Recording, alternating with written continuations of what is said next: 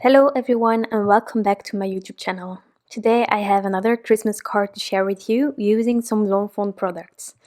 I've got this stamp set Snowball Fight for so long and I haven't used it so far, so today I'm changing that by creating this clean and simple scene card.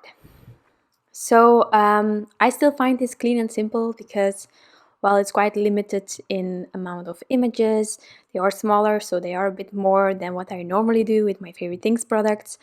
I'm reusing the same colors. I'm creating a really simple scene in the background using just a stencil to get some snowy hills, and that's it. So really simple. Now the way you can create this even more clean and simple is by limiting even the size of your scene and already adding a bit more of white on your background. So in case you want to go more clean and simple, you can always do that. Now for the snow, I took the G000 and G0000 markers and I'm just flicking a bit. I'm trying to leave a small border in between my coloring and the outline of the image itself to just let it appear rounded. I'm only going to do that for the snow. I'm not going to do that for the mice. You can definitely, but I think it was more kind of the lazy option of me that I just limited myself to the ice, snow, because it's also a bit see-through kind of thing. I don't know. For the accessories here, I decided to go with purple, and I'm going to use a purplish kind of background as well. So again, keeping it in the same colors for my card. So all purples, of course, you can recreate this card, create another background or the same, and do a rainbow kind of assortment of accessories here. Anything really is possible. This is just the way I like to reuse colors and have it everywhere the same. So I did that. Then for the mice, I decided to somehow show you a different combination every time. But you will see if you also, well, if you write it down or if you go and check on my blog post where I have all of the combinations listed, you will see that there are always two markers repeated in another combination. So this one actually is my darkest mouse. It's E37, E33 and E53. Now for the next one, I'm going to use the E33 and E53 again, but I'm going to add E51, so we are going lighter. And then for the final one, I'm going to use those final two, being E53, E51, and I'm adding E50. And you will see that these three mice have different colors, but really limited amount of markers. If I'm not mistaken, there are only 5 markers for these 3 combinations, so a ton with only a few markers. You can also use the same colors for all of the mice. I contemplated about that. I was thinking about it, but then I thought, well, you already did all of the purples the same, so let's just give them 3 different brown combinations.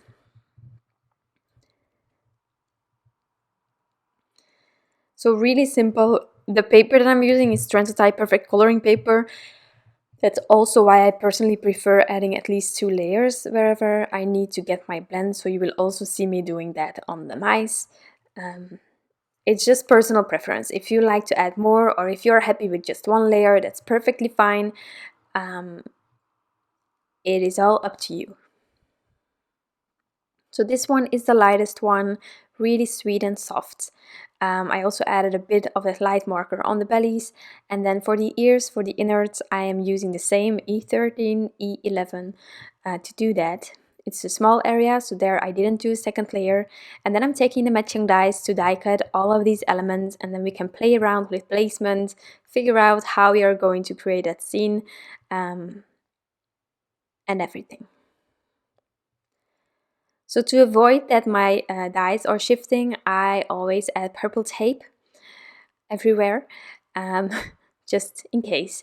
And then I decided to add some black glaze on top of the eyes and then the buttons of the snowman, just to let them pop a bit more. I don't do this often, but it's a really fun effect. So yeah. For my background, I took the basic rectangles from my elephant, as I most of the time do, so I will be masking off those stitching details to keep them white. But first, the layout. I initially wanted to create a more clean and simple card, as I call them, to have everything on the top and then have a white area on the bottom. But then I just decided to go lower and have my sentiment above the scene. So therefore I placed everything tiny bit as I thought it would work, and then I just shifted it all downwards. So for my purple combination for the background, I actually used some blues and purple. I'm using Distress inks today. I'm using Tumbled Glass, Shaded Lilac, and Stormy Sky. Why? Because I thought in my head, and I also think it worked out quite well, that the combination of those three colors would give me sort of the purple that I have on the accessories. I don't think there is a Distress ink that is kind of this color. So I needed a combination. So I went for initially the Stormy Sky Shaded Lilac, and then I wanted a bit of a gradient, and also for the snowy hills I thought that the Tumbled Glass was going to work well because I also have those G's on my snow, so just having a soft color there. And then here, while trying to figure out placement for my stencil, I figured out that I wanted everything a bit lower on my card. So I tried to keep everything in place while moving it downwards, and getting enough area as well to play with the sentiment. So just shifting it. I'm also not masking off the bottom because there I'm not going to ink blend. I'm just going to softly ink blend a few snowy hills and then do the top completely, but not the bottom. So once I was happy with kind of where I was going to place that stencil, I took some present seal to lift up all of the images all together. I got some questions in previous videos about the present seal. So this is present seal. It's invented by the husband of Jennifer Maguire, apparently, so that's really cool. I cannot buy it in Belgium. I buy it on Amazon, and I think it's the Amazon from Germany where I got it from. So in case you were wondering, in case you're living in Europe, I know that you can find it there. Other Amazons might have it as well, but just make sure to have this specific present seal, because of course there are other products that have that are intended for the same goal, but they have not the same characteristics, so they will not help you for your cards.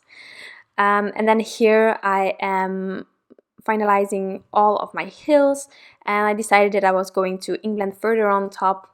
I didn't want to mess with the hills that I had, so I just made sure to add that stencil on there with some purple tape as well. And then I could start ink blending. I need to buy some refills for my Distress inks since I use them all the time. I think they will be well used, but depending on how moist your ink pad is, it can take a bit of time to get the blend that you want, but just keep adding. Also, Distress ink is less forgiving than Distress Oxide ink, so if you're like me and you prefer the Distress inks, sometimes you really have to take your time and put layer on layer on layer to get a smooth blend in the end. It's just with less wiggle room in case you are still trying out the Distress inks and you want to somehow give yourself more room or more time to get that blend. Try Strathmore Bristle Smooth paper. That paper, as it is called, smooth. It's a smooth surface, but the ink takes more time to dry on it. It stays a bit on top, and because of that, it stays wet a bit longer, and it gives you more time to really do the ink blending. I started with Strathmore Bristle Smooth, in case you're wondering. I started there, and then I was getting lazy and more used to ink blending with Distress inks that I started doing it on the cardstock that I also use for coloring. So I ink blend on my Strathmore well, no, I ink blend on Transotype Perfect Coloring Paper because it's the same white as the outline of my images. I prefer that. Strathmore is a bit more yellowish.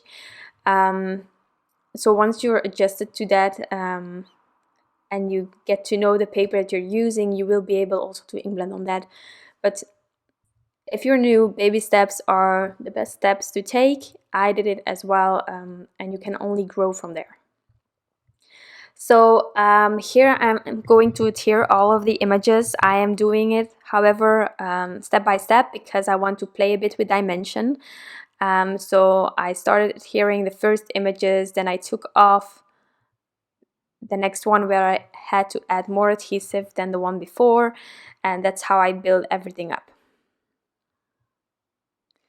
Also, what I do that you might have seen is when I add the present seal, I sort of trace two corners so that I am able to really put the images where I intended them to be, because before I didn't trace the corners and then it was a bit higher than I intended to. Sometimes that gave me issues with my sentiment, so I just add with a micron pen or another pen, I just add two corners, and that way you can drag that present seal just until you are at those corners, let it lay down flat, and you have it exactly as intended. Can be a tip. Maybe you don't need it, but I know I need it. So I am going to create some more snow in the background by using some white gouache. This one is from Winsor and Newton. I have it for ages. I bought it at Simon's Stamp back in the day when I started creating cards, and I still have tons of it in it. But any white gouache will work. If you want to have really stark white on your background, just try to add the least amount of water possible. Just make it liquid enough to splatter, but not too much. If it's too liquidy, the color from underneath will start peeking through. If you don't add enough water, then you will not be able to splatter. It's a bit trial and error sometimes, but start with a minimum amount of water and add if needed. It's something that I got asked in the past, which gouache, because the gouache wasn't working. It's not the gouache, it's the amount of water. I am convinced that any gouache will work.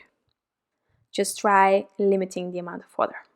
Okay, for my sentiment, I took the frosted alphabet from My Favorite Things. I don't know if you recall, but I used it the first time on my box card that for the My Favorite Things contest, and I was really happy to see that the box won. So if you haven't seen the box, definitely check it out, because here I wanted the sentiment to be white, so I'm not using the frosted elements of the sentiment. I did that on the box. So if you want to see that, that's over there. What I am going to use is, again, the NUVO crystal drops, because I really love the effect of like the glaze kind of thing, but I'm just going to cover the sentiment completely. So I wanted a bit to play with like the Christmas greeting, ho ho ho. And I first wanted them to be wonky. I took my time to really figure out sentiment-wise where to add it. There is enough space, but I just was struggling with finding like the right area to add them and to just be convinced about spacing. And then I ended up adding my sentiment completely straight, but just having 3 levels and adding them a bit wonky, kind of in a triangular way. I also did that with the 3 tiny scenes that we have on the bottom. Triangles always work. Design-wise, if you don't know what to do, add it in a triangle. Also for embellishments, and not a rectangular, not a triangle with the same sides, really a wonky one, an irregular triangle. It's the best way to go, in my opinion. So I used my T-square ruler to really make sure that everything was straight, because, well, if you intend to have things straight and it's a bit wonky, it kind of shows, and I don't want that. So I'm using my T-square ruler, some liquid glue, and I'm adding my sentiments on top.